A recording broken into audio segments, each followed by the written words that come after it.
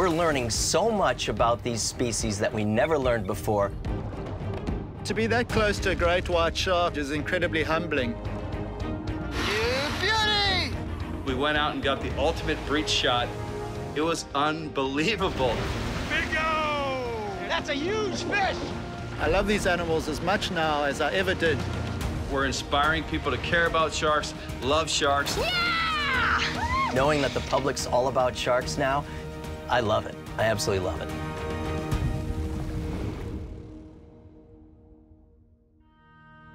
Good evening, everyone. I'm Lisa Hughes, evening anchor at WBZ-TV in Boston, and I'm excited to welcome you to tonight's Stars of Shark Week presented by Discovery.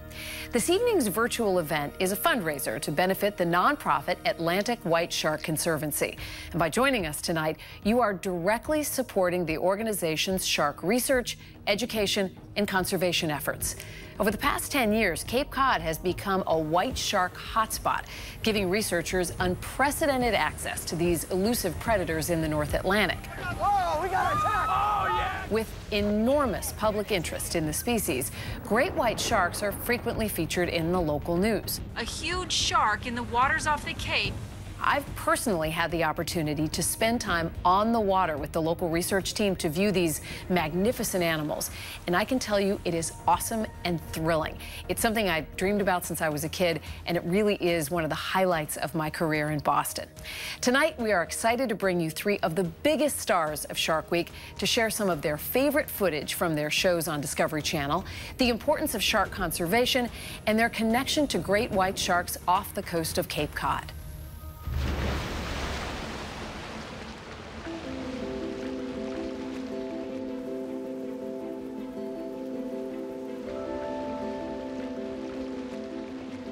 What many people don't realize is that sharks, just like all of us, have got unique personalities. Shark Week has given me incredible opportunities to not only see sharks around the world, but also learn different behaviors wherever we've gone. To be that close to a great white shark, whether in a cage or outside of a cage, is incredibly humbling.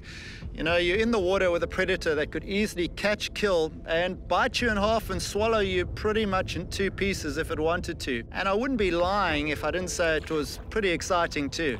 The more you get to know your subject, the more you become comfortable with these animals. To be down there and have 4 or 5 great whites, at times all trying to knock me over, not because they were being aggressive, but just for them. They don't have hands. They were pushing me to see what I was.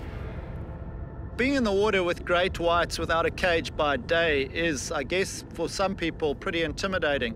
But you really ratchet it up a couple of levels when you do it at night.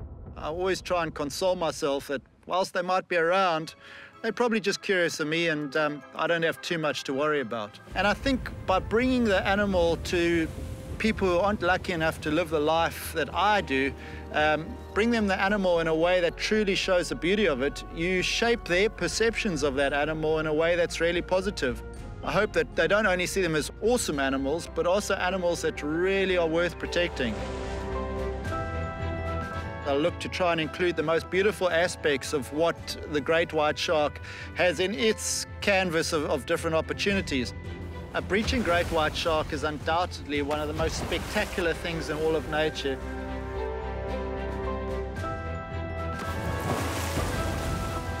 You beauty! When you're at eye level looking up, the speed with which a breach happens is just mind-boggling. Swimming great white sharks are awesome, but flying great white sharks, well, that takes it to a whole different level of sub-zero cool.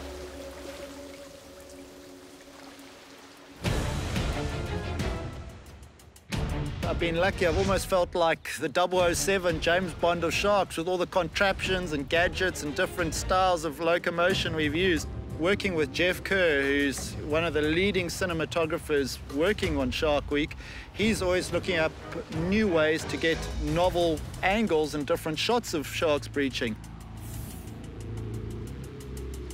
Every few years, new technology comes along that allows us to pull back the veneer of secrecy surrounding these sharks, and it's kind of like a kid in a candy box. You discover new things, and it's another gee wow moment learning about these remarkable animals. I can honestly say I love these animals as much now as I ever did, and I can't wait for the next invention that allows me to get close to them. So welcome, guys. It's a real privilege to be able to talk to you today about my passion, which is sharks, and to share some special moments as well. And a huge shout out to the Atlantic White Shark Conservancy, who've given me the chance to speak to you today and share some of my amazing experiences. So over the years, I've been lucky to work with many different groups working with great whites around the world, and one of my absolute favorites is the Atlantic White Shark Conservancy and the amazing work that they're doing, because they're trying to bridge the gap between fear of sharks and trying to get people to better understand them. And it's a dynamic team of really dedicated individuals that are going out there and using a lot of novel ways of furthering our understanding. So the lessons that we're learning from the Atlantic White Shark Conservancy is that you don't necessarily have to do highly invasive research to learn about these animals. A lot of their work is purely observational work, where they're dunking GoPros in the water and just spending huge amounts of time on the ocean getting to know their subject.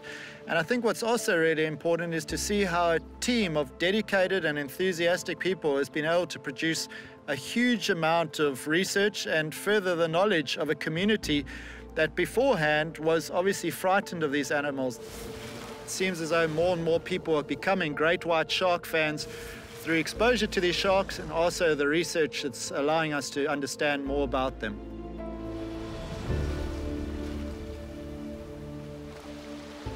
My relationship with the Atlantic White Shark Conservancy comes about through a gentleman called John King, who visited us in False Bay many years ago and became passionate about these animals and learning more about them. And at the same time, they suddenly started appearing in ever-increasing numbers off the northeast coast of the US. And John and a dedicated team started going out there and trying to catalogue the numbers of sharks that were occurring along the shores. And I was very privileged, along with my wife Monique, to visit Cape Cod just last year in October. And we had a truly stellar day where we saw up to 5 different great whites from John's boat, and also saw them from the air and saw them interacting in very shallow water with the seals that are obviously growing in number. But what was the most amazing thing was seeing how research is now bridging the gap between fear and understanding. And I think in regards to that, the Atlantic White Shark Conservancy is doing probably the best job of all white shark related research organizations in the world. It's a great example of how, by engaging with local communities rather than working away or against them, and bringing them into the research and having lectures and educational days for kids, just how we can further and broaden our knowledge of the sharks within a community, and also bring that community closer to the sharks themselves in a positive way. Through my images, I try and essentially do the same thing. I try and expose people to sharks in a beautiful way, and hopefully through that exposure, people become advocates and ambassadors for those sharks. So I believe one of the most important ways that young children can become involved and have a passion for working with sharks is to have exposure to them. And as a young guy in my late teens, I volunteered for a local research organization that at the time was taking people out to see sharks whilst they were tagging them. Pretty much like the Atlantic White Shark Conservancy, in fact. And through having this exposure, I became passionate about learning more about these animals and wanting to work with them for a career. And that was really my starting point. And so my advice to any kids out there would be, go and volunteer for an organization working with these animals, be it your aquarium, be it somewhere like the White Shark Conservancy, or just try and do your little bit to get exposure to them. And once you've had that, if you're passionate enough and you work hard, doors always open. And as I said before, once you've started working with these sharks, it's pretty hard to stop. Not only are they animals capable of spectacular bursts of athleticism, jumping 10 foot clear of the water, but they're also incredibly vulnerable, and we need to treat them with respect. I think as individuals, we can all make a difference. Sharks are disappearing from our oceans very, very fast, but there are more people than ever that are interested in them. I think we can all be the groundswell of change to make sure that there's sharks there for the future generations to come. Well, thanks so much for joining. It's been a real privilege talking to you guys. And I can't wait for you to see some of the amazing new content coming out on this week's Shark Week, starting Sunday.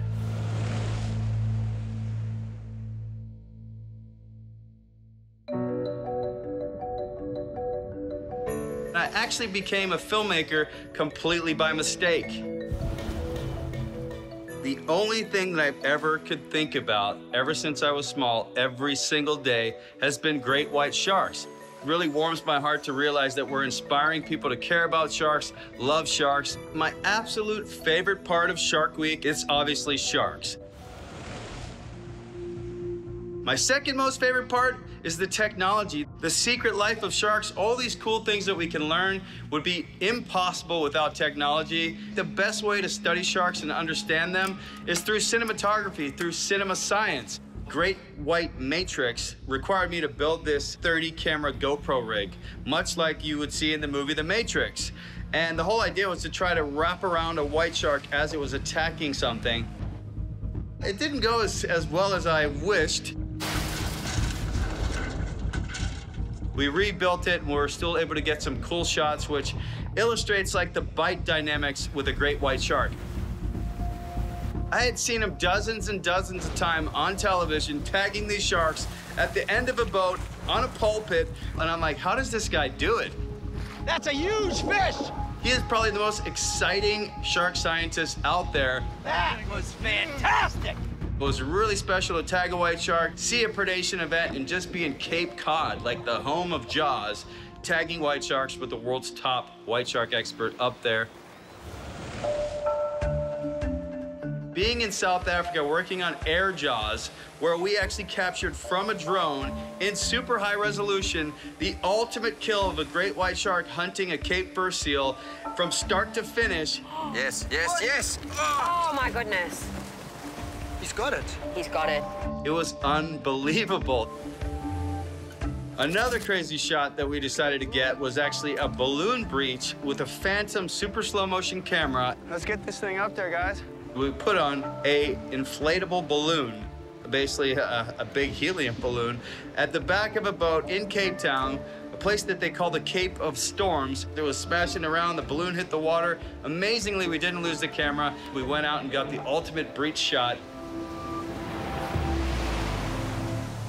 One of the crazier things that I did for a Shark Week show, The Bride of Jaws, This is scary.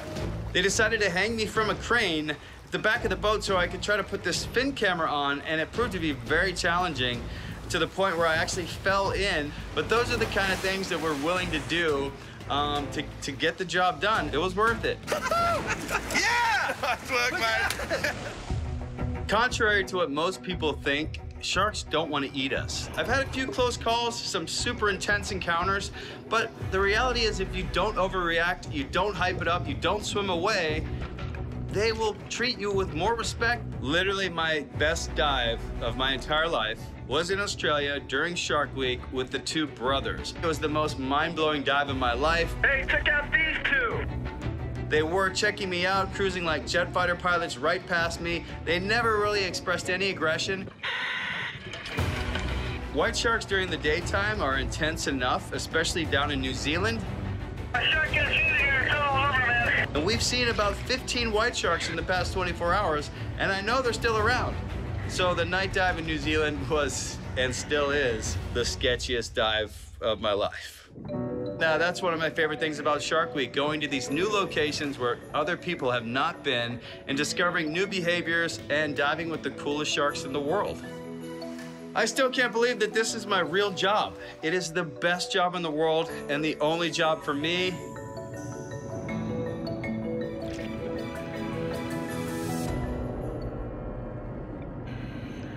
What's up, guys? It's Andy Casagrande from Shark Week. I'm super excited to be here on behalf of the Atlantic White Shark Conservancy.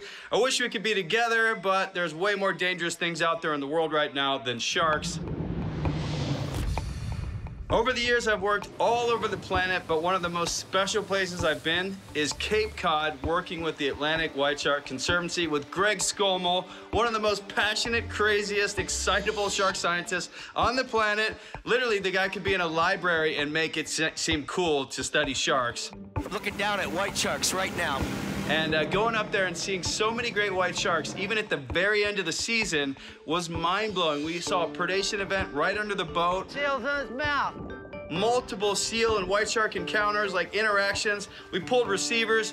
Watching Greg work was a dream. I've seen him on TV, but finally I could work side by side, and it was epic. You got a shark? Okay. Education, everybody knows, is critical for so many reasons, but in particular with great white sharks and sharks in general, the more you know about them, the safer you are, and the more you're gonna fall in love with them. The thing about coexisting with sharks, especially up in Cape Cod, it's it's a pretty tense situation. You have lots of white sharks that are there to feed. You got lots of, people that want to go in the water and recreate, and there's no perfect technology to allow us to coexist. Greg's research up there, tagging so many sharks, knowing their movements, knowing when they're coming, when they're going, it's critical to help us all, like, bait safely, surf safely, hang out at the beach. At the end of the day, the sharks were there first, so they're not gonna change their behavior. It's really up to us to do that. And Greg and the Conservancy is doing an amazing job helping us coexist. And when you use visuals and cinematography, I love to call it cinema science. It's like the perfect marriage, the perfect combination of cinematography and science that gets people super excited. Coming super close. Oh, that was incredible. As a kid, that's what I loved to watch on TV. I wanted to be a marine biologist, but I didn't really like all the book stuff. I love the visuals, so it's the perfect match, and I love teaming up with guys like Greg and the Conservancy, and it's critical. Education is the key to coexisting and keeping you safe. If there was one thing that I could teach people about great white sharks above all other things, is that from my experience, they're among the most polite predators on the planet. They have the worst reputation, yet their fatality numbers on humans is almost always in the single digits. If you use common sense and you work with research teams and you study what they're doing and you read publications, basic knowledge about these predators will keep you safer. So I'd say we stop demonizing sharks, learn more about them, learn to protect them, love them, and it'll just benefit the entire world, the entire ecosystem, and we'll be making more Shark Week films about them.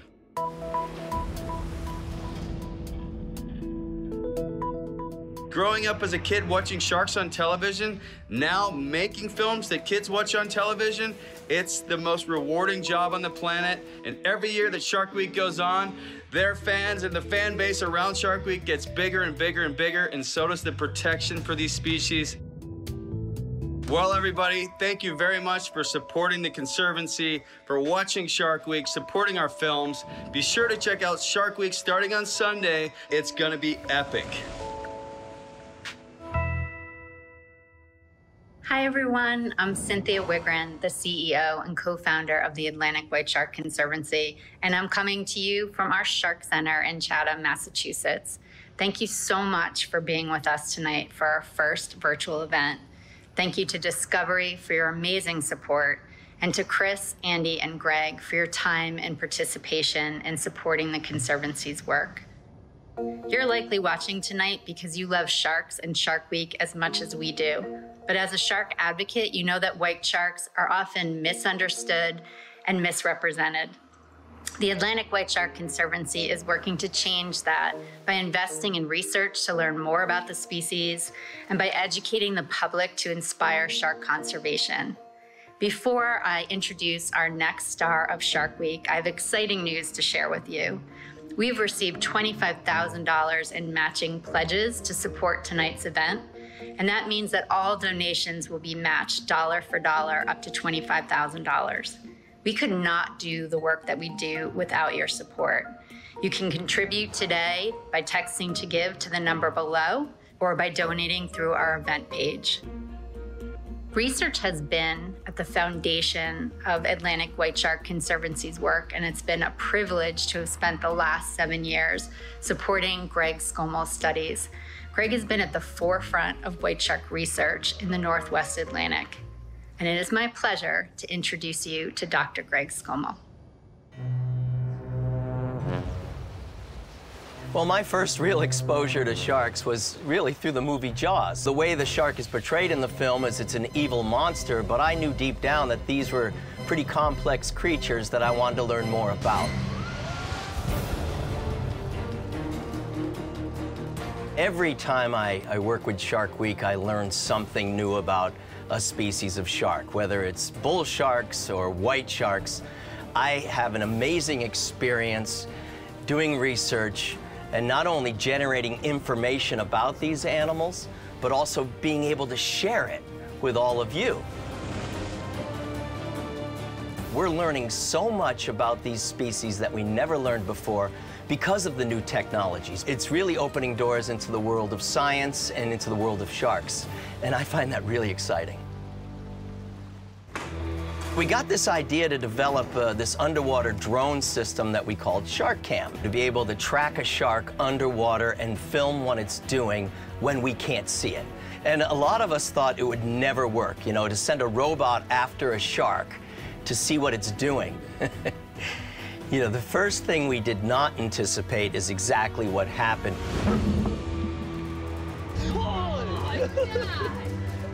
You know, we thought we would watch the predator eat the prey. We didn't think that the vehicle would become the prey. And that's exactly what happened. We began using the vehicle more and more, not only on white sharks, but then on bull sharks. And it started bringing back to us not only really cool information that you folks like to watch, but also real scientific information and real insights and a glimpse into the world of sharks when we can't see them. In every show I've ever done for Shark Week, I've tagged sharks, and I've been doing that for almost 40 years. You know, I probably have tagged somewhere between, I don't know, 600 and 1,000 sharks over the course of that time. In doing so, we've learned a real lot. We want to know how they behave and what they do over multiple time scales. And for me, putting a tag on a shark is a really exciting experience because I'm interacting directly with that animal. Being on the boat is fun, it's riveting, you know, anything can happen. Yes, yes! Got it on! Yes. But then getting data back from the tags is almost equally as rewarding. For every little bit we learn, you know, other questions come at us. Any day that I go on the water, we're trying to generate new information about these animals. I think one of my favorite moments is, you know, we tend to think of white sharks as being spastic, crazy animals that are always trying to eat things. And, you know, that's kind of how we portray them. But they spend a lot of time just mellowing out. We know that almost every vertebrate animal on Earth needs to rest. And perhaps this was our first insights into how white sharks do that. And that was pretty exciting. I love to work with Shark Week because they support the science. It allows scientists like me to talk to you and to share my, you know, the science so that you learn something that's cool and exciting about these animals.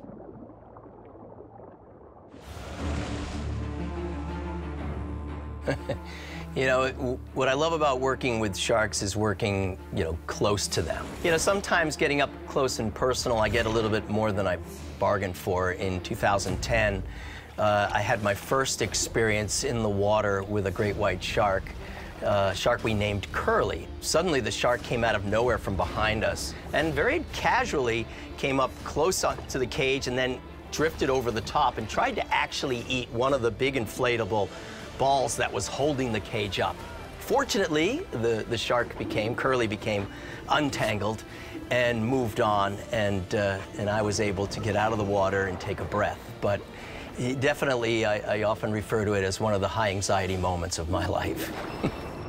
Working down in the Bahamas, in Bimini in particular, which is just a, you know, mecca for shark research, was an incredibly riveting experience. So we were working with bull sharks with Dr.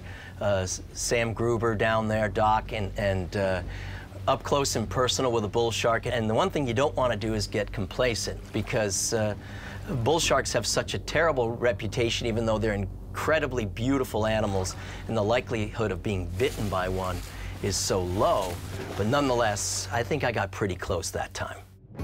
But I gotta be honest, every now and then I have to pinch myself, because there I was, like a 12-year-old, 13-year-old kid, watching the movie Jaws, hoping to be, a Matt Hooper-like figure.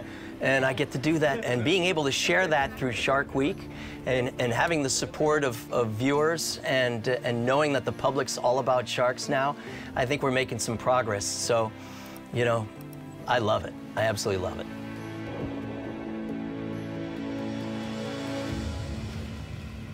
Hi, everybody. Welcome to my basement. I wish we could be here in person, but we can't. Hopefully someday soon.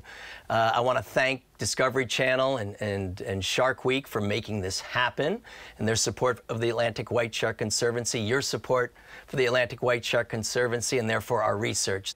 In 1987, I started working for the Massachusetts Division of Marine Fisheries, and I established the Shark Research Program.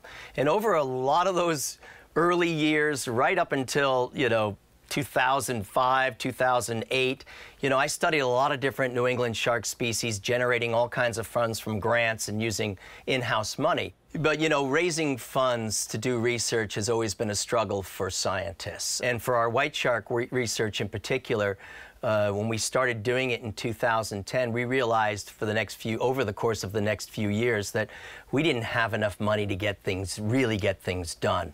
Then the Atlantic White Shark Conservancy was established, and for a lot of the white shark research we are doing today, and I'll tell you, it is cutting-edge research, some of which is not being done anywhere else in the world. That is being supported by the Atlantic White Shark Conservancy. We wouldn't be pushing the science as far as we are pushing it now without the Conservancy. That's the bottom line. Here off Cape Cod, we've got white sharks really close to shore, trying to do what they do naturally, and that is feed on their prey, the seals. And these are gray seals.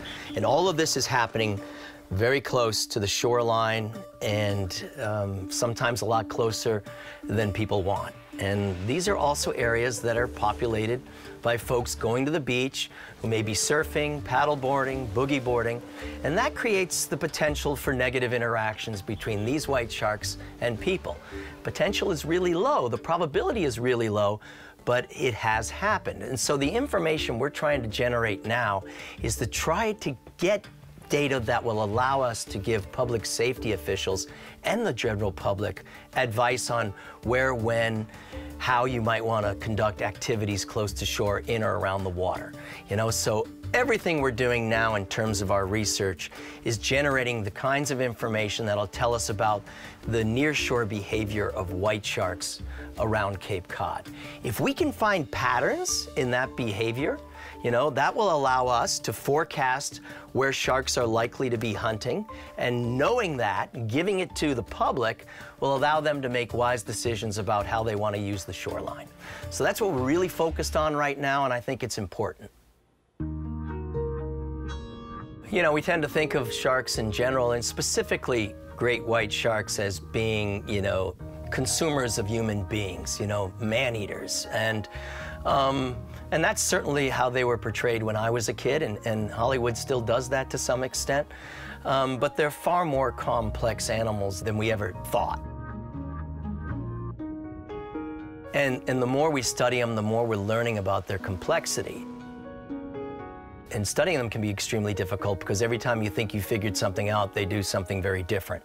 If you remove those top predators, you've struck an imbalance. You've disrupted the equilibrium of the marine ecosystem. And that's not good. We need a well-balanced ecosystem. We need our top predators. And so sharks are, not only really cool to look at, and they're phenomenal animals to study. We all love Shark Week, but realize that they're critical pieces of the puzzle that we call the ocean, so we need to keep them around.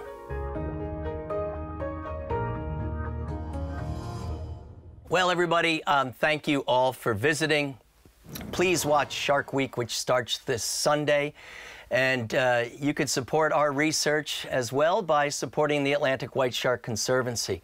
I really appreciate you visiting. It's been fun, and I hope next time we get to do it in person. Thank you again for joining us this evening. It's been fun to gather shark fans together to hear from some of the biggest stars of Shark Week. You can continue to follow and support the Atlantic White Shark Conservancy's work through their website, social media channels, and by downloading their Sharktivity app. Be sure to tune into Shark Week starting this Sunday to see tonight's stars in action. Thank you and good night. We know what you need right now. Look at that. Shark Week is back. Right below you. Right below you. I'm like shaking right now. Oh! White shark! Big shark, oceanic white tip. I got one, Dad! We got one! With Mike Tyson. You got too much muscle, Mike. No, the shit is too small. Watch out! Hold on. Will Smith. I want to confront my fear of sharks. The voice of Snoop Dogg. Plus Adam Devine and Shaq are back for more. I always told him I want to do something epic. This is epic. There are no humans on the ocean. Sharks are behaving differently. We've been able to track the sharks. This tag is revolutionary. We're getting video data. We're getting temperature. We're getting depth. This is the most perfectly designed predator. What the hell just happened? Shark Week, the one and only, starts Sunday at 8 on Discovery.